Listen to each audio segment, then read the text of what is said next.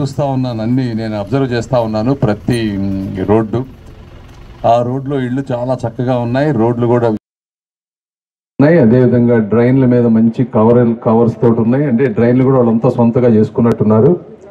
Very good. అంటే ప్రతి గ్రామంలో ప్రతి వీధి ప్రతి ఇళ్ళు కనుక అలా ఉంటే అప్పుడే నిజమైన గాంధీ గారు కోరుకున్నటువంటి గ్రామ స్వరాజ్యం వచ్చినట్టు.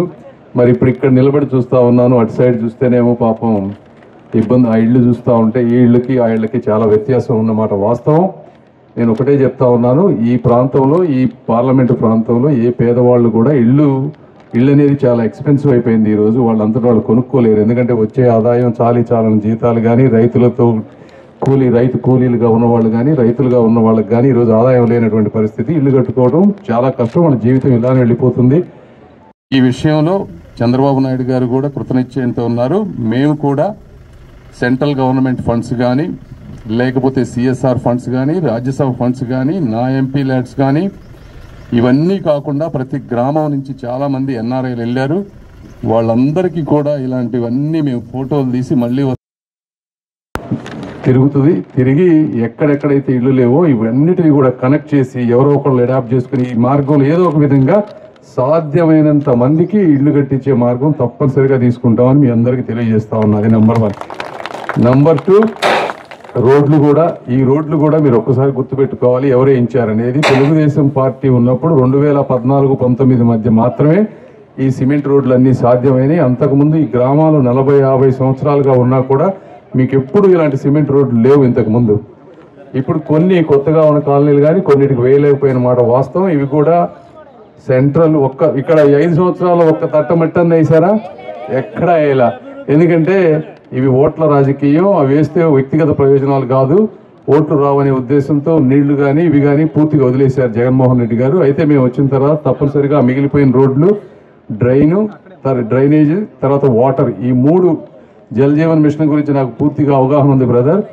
సెంట్రల్ గవర్నమెంట్ 14,000 కోట్లు ఇచ్చింది. 8,000 కోట్లు కనుక స్టేట్ గవర్నమెంట్ ఇచ్చుంటే ఆ 20,000 కోట్లతోటి ఒక గుంటూరు కాదు రాష్ట్రం అంతా కూడా ప్రతి ఇంటికి కుళాయి ఇవ్వాల్సినటువంటి పరిస్థితి. అయితే అది కేవలం జగన్మోహన్ రెడ్డి గారు 1,000-2,000 కోట్లు అది రాయలసీమ ప్రాంతంలో ఇచ్చి అక్కడ కొన్ని కుళాయిలకి కొన్ని ఇళ్లకి నీళ్లు తీసుకొచ్చారు. కానీ ఈ చుట్టుపక్కల ప్రాంతంలో ఉన్న వాళ్ళు కూడా మనుషులు, మనం ఈ ఓట్లు వేసాము ఆయన గెలిపించామని మర్చిపోయి ఈ ప్రాంతాన్ని పూర్తిగా వదిలేశారు.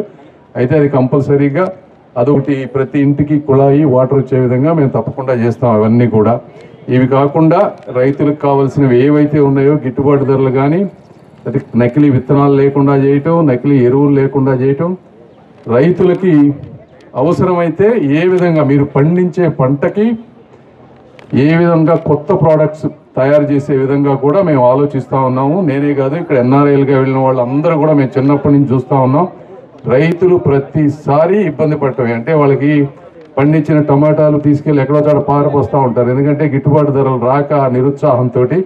అలాంటి వాటన్నిటినీ ఏ విధమైన ప్రోడక్ట్స్ చేసి వాళ్ళకి ఆదాయం పెంచే విధంగా పసుపు కానీ మిర్చి కానీ బై ప్రోడక్ట్స్ చేసే విధంగా అందులో చేయటంలో మేము పాత్ర తీసుకొని మీ అందరికీ ఇంతకుముందు చూడనటువంటి అభివృద్ధి చేసే విధంగా మేము ప్రయత్నిస్తామని తెలియజేసుకుంటూ ఈ అపూర్వ స్వాగతం ఇచ్చిన మీ అందరికీ కూడా హృదయపూర్వక కృతజ్ఞతలు.